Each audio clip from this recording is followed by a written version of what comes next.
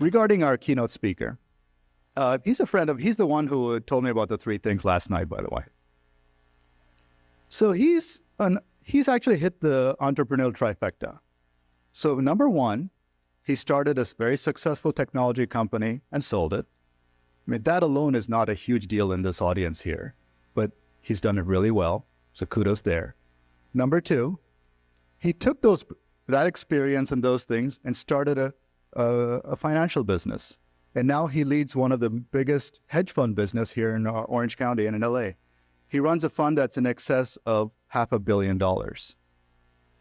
The third thing, which is again very satisfying to entrepreneurs, he took his experience, his financial prowess, and applied that to philanthropy. He has a foundation called the Dakshana Foundation, which helps underprivileged people in India reach their goals of IIT through the joint entrance exam. And they've had the foundation between him and his wife, Harina, for several years now. They contribute very generously to their foundation, as well as it has had such a big impact on the community. So with that, I'd like to welcome our keynote speaker, Mohnish Pabrai. Testing 1 billion, 2 billion, 3 billion. All right, I think we're good. Well, thank you, Vijay, for that generous introduction. It is a pleasure and an honor to be here with you today. TiE is a wonderful organization with a fantastic mission of promoting entrepreneurship amongst folks from the Indus region. Humans are very heavily driven by peers. It is not enough for an Indian to know the story of Howard Schultz, of Bill Gates, of Steve Jobs, or of Sam Walton. Those are important. But he must also know the story of Vinod Khosla, of Sabir Bhatia, of Navneet Chugh, of B.U. Patel, of Deshpande, of Kanwal Rekhi, of Kundan Sabharwal. But not only that, he must know the story of Bharat Desai, of Prem Vatsa, of Sanjay Kucheria, of Vinita Gupta, of every Indian 7-Eleven franchisee, of every Indian Dunkin' Donuts franchisee, of every Patel-owned motel from sea to shining sea, of Singh Chevrolet in Riverside, of Didar Singh Bains in Yuba City, of Kalyanji Dayabhai Bhindi. And speaking of Bhindi, he must know the story of Harbhajan Singh Samra, the undisputed king of Bhindi, the largest Bhindi farmer on this side of the Pacific. We need to know, and no other organization has done more than TiE to bring these and countless other stories to us. We need to know that at one time, they were just like us. And we can see the path and dream. And their path creates the path for us. And no organization has done more than TiE to light that path, that dark and narrow path, with 1 million floodlights. So we can all see the path, we can dream of the path, and we can follow the path to the promised land. Today, I'd like to share 2 interrelated thoughts with you. First is some perspectives on startups, and the second is some thoughts on adding some amazing richness to your lives. So let's start with startups. So every year in the United States, there are more than 1 million new businesses that get started. And of these 1 million new businesses, less than 1,000 are venture-backed. Venture-backed startups represent less than 1/10 of 1% of all startups. They are an anomaly that can safely be ignored. In fact, most of those people whose names I just mentioned never did something so stupid as to write a formal business plan or spend their time chasing venture capitalists. You do not need money or VCs to get a business off the ground. How can that be? How can you get a business off the ground with no money? Well, I like to call it the secret. Let me share the secret with you. Let the secret be your edge. So you likely have a nice job which delivers a hefty paycheck with some regularity. And that job requires you to work 40 hours a week. But there are 168 hours in a week. And even after you take off time for eating and sleeping and commuting, you still have at least another 40 or 50 hours during which you could do a second job. And that second job can be your startup. And that is what I did. In 1990, when I was 25 years old, I had no money in the bank. I used to work on my startup for 1 or 2 hours in the morning before I went to work. And after I came back from work until midnight, I again worked on my startup. I was single. I spent all my weekends working on my startup, gave me long, uninterrupted hours. I used to eat a Subway sandwich every day for dinner. Life was great. And anytime I had a client meeting, I used to take a day off as a vacation day and go meet the client. And after 10 months of doing this, I had my first 2 clients and I resigned. And my boss, he took it in good stride. He tried to get me to stay, which I turned down. And then he offered that I could come back anytime after my business failed and I would get significantly more money and I'd have my same position back. And so I thought, well, this is fantastic because if things don't work out, I don't need to look for another job. I can just come back here and I'm making more money. What a country. I have to admit, I had 2 venture capitalists who backed me to the tune of 70,000. I loved my 2 VCs. They never took any board seats. They never tried to give me any advice on how to run my business. They did not even take an equity stake in my company. My 2 VCs were called Visa and MasterCard. And about a year after I quit my job, I met a wonderful banker who set me up with a low-cost line of credit. And I said goodbye to my 2 VCs. And about 4 years after that, we were recognized as an Inc. 500 company, one of the 500 fastest growing businesses in the United States.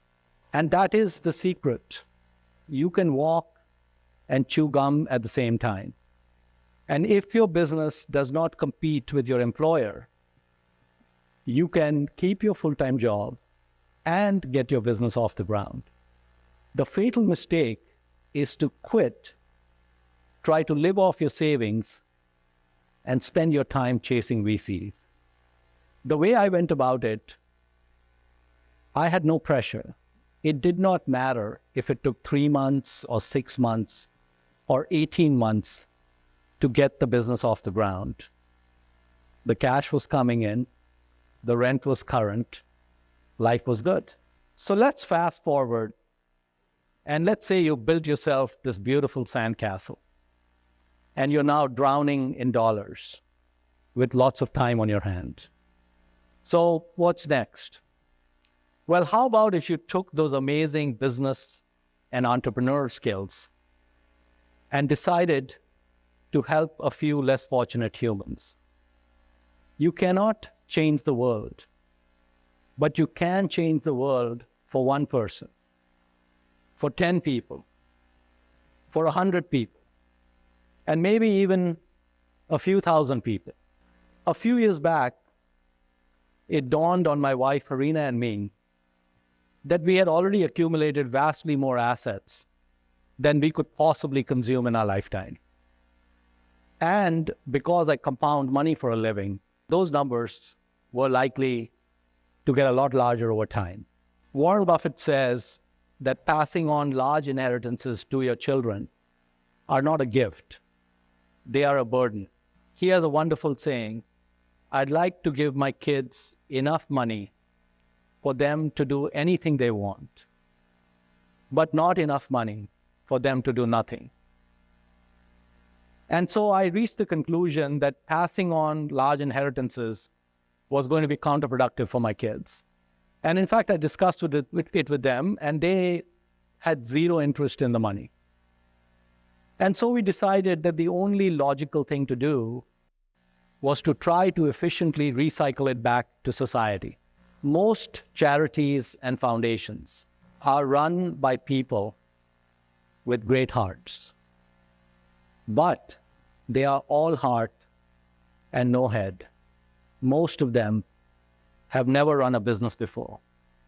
They have never met a payroll, and they have never had 99% of their net worth tied up in a teetering business on the edge of bankruptcy. I studied many different charities and nonprofits, and I read many of their annual reports. And I came away deeply disappointed. Not one of them ever discussed anything that they had ever failed at, or more importantly, the lessons they may have learned from those failures. They were set up as marketing machines, focused on maximizing the dollars they could bring in by putting out stories and pictures that tugged at the heart. They did plenty of good work, but I thought they did it quite inefficiently. So I thought to myself, Mohnish, you have all these strange ideas about how there is no difference between running a for-profit and a non-profit business, about how non-profits should not be run by humans with great hearts, but businessmen with great hearts, and about how non-profits should narrow their focus down to one or two narrowly defined causes that deliver the highest possible social return on invested capital to humans. But these thoughts are just thoughts. They have no meaning without action and without execution. And so in 2007, when our net worth crossed 50 million, Harina and I decided to set up the Dakshana Foundation, and we decided to give away 2% of our net worth every year to the foundation. That meant that Dakshana would get at least $1 million a year. And that gave it enough money to start doing some meaningful experimentation and put these weird ideas I had to a real-world test. We decided that we wanted to focus on education towards the alleviation of poverty. Give a man a fish and you feed him for a day. Teach a man to fish and you feed him for a lifetime. We had no interest in giving fish. We wanted to teach fishing. And so then the question becomes, what type of fisherman should we try to create? And as I was trying to answer this question, I heard about this amazing person, Anand Kumar, in Bihar, in India, who ran an incredible program called Super 30. Every year, Anand took in 30 super smart and ultra poor kids from rural Bihar and brought them in and provided them boarding, lodging, and IIT coaching at no charge, for free. His mother cooked all of their meals for them. For 1 year, he gave them very intensive IIT coaching. He's a gifted math teacher. And over the last 10 years, somewhere between 80 to 100% of those Super 30 scholars have been accepted by the IITs. It's an incredible return on invested dollars. So I went to Bihar and I met with Anand. Anand is an amazing guy. He is a philanthropist, entrepreneur, educator, all rolled into one. And I suggested to him that Dakshana could fund him so he could grow and scale the Super 30 model. He turned me down. He said he had no interest in taking any outside money. He had no interest in scaling. He liked his program the way it was, and he just wanted to keep running it. We became good friends. And so I asked him if he would have any problem if I copied his model and scaled it on my own. And he not only had no problem, he strongly endorsed that idea and said he would help us in any way. And so that's what we did. And so From a standing start in 2007, Dakshana has sent 457 impoverished kids to the IITs. That is out of a total universe of 1,033 kids that we took on. 44% of the kids we took on were accepted by the IITs, whereas the IITs typically accept only 2%. And most of our kids, their parents were manual laborers or marginal farmers, and most of them were illiterate. In fact, most of them did not even understand what we were trying to do with their kids. No one at Dakshana has had any experience, none of my senior management has had any experience in ever working at a nonprofit or in the education sector. In fact, we specifically reject people who have any such experience because they have a lot of stupid ideas. And it takes us a long time to deprogram those stupid ideas. We'd much rather start with a blank slate. The blank slate drill works really well. I made my first trip related to Dakshana to India in 2007 when I visited Anand Kumar in Bihar.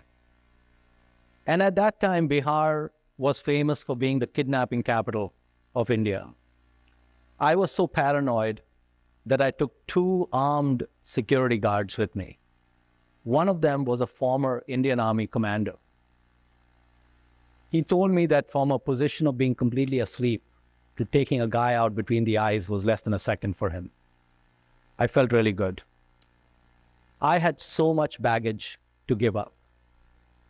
And when I visit Dakshana scholar homes deep in rural India, there is usually only a 2-star or 3-star hotel within a 100-mile radius. My daughter and I have slept in rooms infested with mosquitoes during the monsoons, rooms with no hot water, with dirty toilets.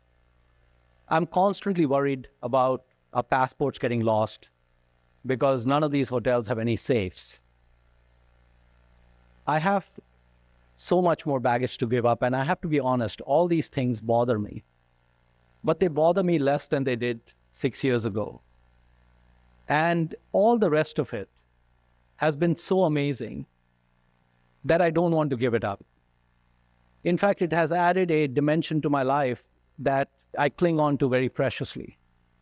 And the journey I'm on is to try to get to the point where a 1-star hotel doesn't bother me, where lost passports or dirty toilets or any other creature comforts become irrelevant.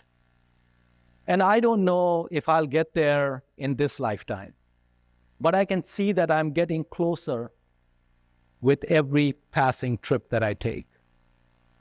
This year, Dakshana took on 434 new scholars. And next year, we hope to take on 1,000. We have a stretch goal. We call it 2020 in 2020.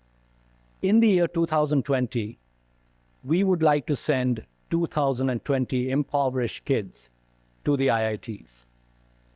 And I don't know if we'll get there in 2020 or if we'll ever get there. But if we do get there, 1 in 7 IITians would be the son or daughter of an impoverished farmer or manual laborer. The journey is the destination, and it's all about the journey. And I encourage all of you to add some color and flavor to your journeys. So if you're procrastinating on that startup, get off the horse and get going. And along the way, you might think about helping a few less fortunate humans. I am reminded of these beautiful words by the poet Robert Frost. 2 roads diverged in the woods, and I took the one less traveled by. And that has made all the difference. Thank you. Just one other thing before I take your leave is you're going to hear from an amazing lady pretty soon, Anita. I read many books every year. It is one of the best books I read this year. I think it is one of the best research books. It reads like a thriller. So I would strongly encourage you to read The Billionaire Apprentice. So thank you. Thank you, Mohnish.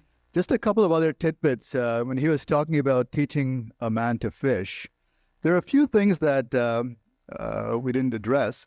But he's a mentor, a fan of Warren Buffett, as you can tell. And you might have seen on the news a few years back, he was the one who won the bid for having a lunch with Warren Buffett of, I think, about $600,000. So that is the kind of learning that he can teach. Now, Mohnish didn't take that, he didn't end with that. He started auctioning himself off.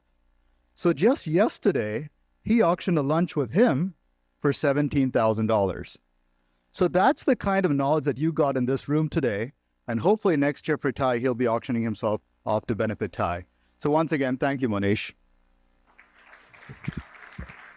On behalf of all our charter members and TiE, we'd like to award Mohnish this.